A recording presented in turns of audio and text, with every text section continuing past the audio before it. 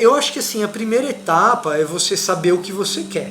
Quais são os pontos positivos e negativos de estudar fora? Como estudante, se o que você quer é estudar e alguma instituição de fora dos Estados Unidos oferece algo tão bom quanto os Estados Unidos, eu pensaria duas vezes se não é melhor do ponto de vista financeiro você estar fora dos Estados Unidos.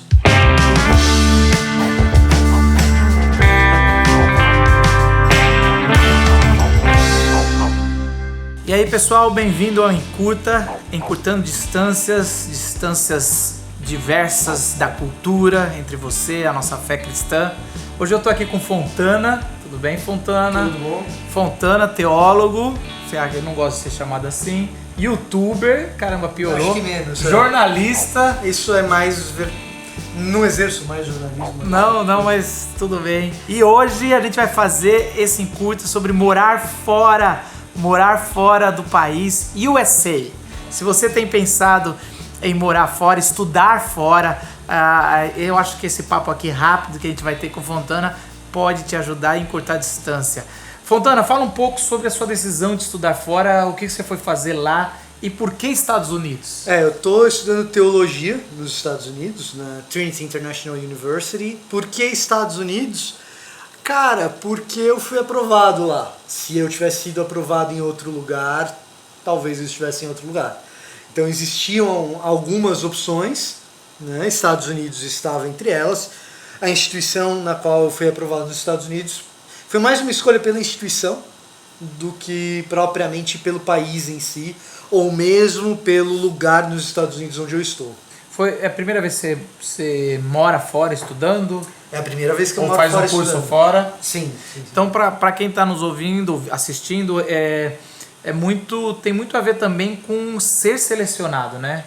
Tem a ver com cumprir etapas. Eu acho que ser selecionado é uma coisa natural, desde que você cumpra determinadas etapas que estão ao alcance de praticamente qualquer universitário que tenha levado a sério a sua vida universitária. Claro que isso também envolve comprometimentos financeiros, é claro que nem todo mundo tem a oportunidade de estar numa boa universidade que possa ser levada em consideração pelo processo seletivo, mas se você entrou numa boa universidade e você cumpre essas determinadas etapas, é razoavelmente natural estar numa universidade estrangeira para fazer a sua pós-graduação, desde que você consiga reunir as condições de vida, de momento de vida, financeiras para que isso aconteça. Fala um pouco do processo, assim, qual foi o processo para fazer um mestrado fora?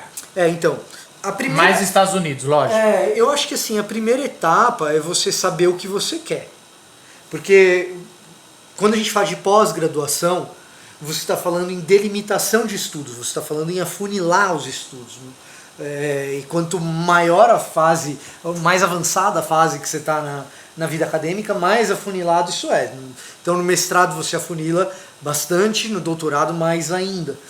Então depende de você. Primeira etapa é você saber o que você quer. Uma vez que você sabe aquilo que você quer, o quão afunilado você está, você vai procurar quais são os centros de excelência naquele determinado assunto, quem são as pessoas que têm interesse naquele campo de pesquisa.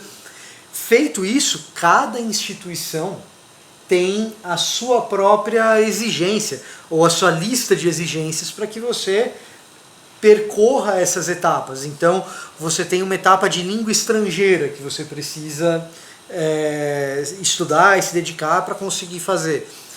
Dependendo da instituição, você vai fazer uma prova, dependendo da instituição, você vai fazer outra. Se você está indo para a França, você vai ter que ir francês, em vez do inglês, que foi o meu caso. Então... E nos Estados Unidos, especificamente, o visto é uma outra etapa difícil, né? Para quem vai estudar, essa é uma coisa que eu falo assim, como estudante, se o que você quer é estudar e alguma instituição de fora dos Estados Unidos oferece algo tão bom quanto os Estados Unidos, eu pensaria duas vezes se não é melhor do ponto de vista financeiro você estar fora dos Estados Unidos. Porque a questão de visto, de fato, ela te atrapalha um pouco. No Canadá, você, quando vai com o visto de estudante, o seu cônjuge pode trabalhar em tempo integral e você pode trabalhar em tempo parcial. Financeiramente isso resolve muita coisa. Nos Estados Unidos você vai com visto de estudante e ninguém pode trabalhar. Você depende de bolsa, você depende de mantenedores, você depende de alguém que te patrocine, você depende talvez do governo brasileiro, do Ciências Sem Fronteiras, do patrocínio, enfim. Você tem que viabilizar isso financeiramente. Suíça, beleza, a Universidade de Genebra,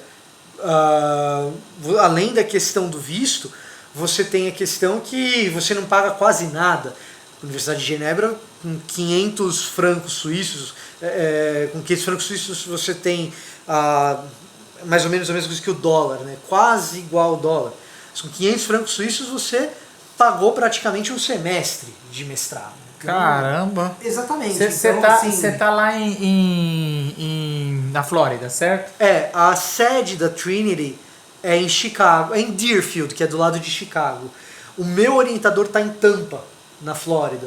Uhum. E existe uma unidade, um posto avançado na Flórida, e aí a gente... Quais são os pontos positivos e negativos de estudar fora? A experiência cultural eu acho que é o principal ponto que alguém pode aproveitar. Né? Você aprende muita coisa simplesmente de estar fora. E estudar também. Então são desafios diferentes de você estudar aqui, porque você tem que se adaptar culturalmente, você tem que entender como as pessoas se relacionam, o que elas esperam, e você tem os mesmos benefícios de trabalhar fora nesse sentido. A outra coisa que eu acredito que para determinados campos de pesquisa é de fato um acréscimo, que é o convívio com os outros acadêmicos, que se você está indo para um centro de excelência, você tem um convívio com gente que está na ponta da pesquisa. E as conversas fazem com que você esteja mais inteirado do que está rolando na ponta. As exigências acadêmicas fazem com que você tenha que se esforçar como alguém que está na ponta. Os instrumentos de pesquisa que te são disponibilizados também, na maior parte dos casos, superam o que você teria no Brasil por estar na ponta. Então, no meu caso, principalmente biblioteca. O tipo de biblioteca que eu tenho acesso, aqui no Brasil não teria. Nem via Kindle, nem via... Mas aí eu teria que pagar. Aí você tem acesso ilimitado. A biblioteca digital que a gente tem na Trinity é bastante completa. E, por exemplo, monografias, artigos acadêmicos.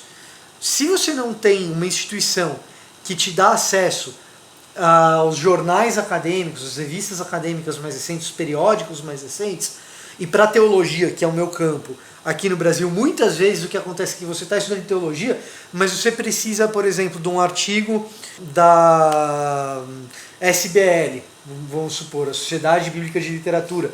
Eles têm um jornal que é quadrimestral. Saiu o jornal, eu tenho acesso a tudo que saiu no dia seguinte. Agora, uma coisa, eu não sei se essa resposta vai ser simples ou não. Existe, principalmente para morar fora, não na área de teologia, mas qual é a dificuldade para um cristão, morar nos Estados Unidos? Você pode falar, mas Marcos, é um país evangélico, é um país cristão. Mas existe alguma dificuldade para quem está nos vendo assim, isso aqui, se prepare para isso que...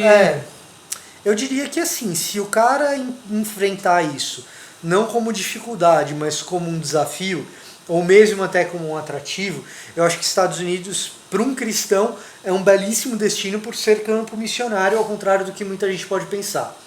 No meu condado, condado é conjunto de cidades, né? No censo de 2010, então são números oficiais, né? Vai ter outro agora em 2020, vamos ver como é que tá. Mas o meu condado deu 60% da população não religiosa. Não religiosa é o seguinte, é a pessoa que não liga para a igreja, então não vai, o ateu, o agnóstico, mas nenhuma religião, 60% do meu condado. Não considera nem os cristãos nominais? Nem cristão nominal. Cristão nominal responde, né, no censo, eu sou cristão tal, entendeu? Agora o que acontece? A gente tem ali de evangélicos e protestantes juntos né? Mais ou menos 12, 13%, católicos 15%. 12% nos Estados Unidos? No meu condado. Mas, cara, eu No acho meu baixo condado. pra caramba. Eu esperava É muito mais. surpreendente. É surpreendente. Claro que se você estiver no Bible Belt, se você estiver no Arkansas, no Alabama, no Missouri, esses números mudam. Agora, se você estiver nos grandes centros urbanos dos Estados Unidos, é esse tipo de número que você vai encontrar.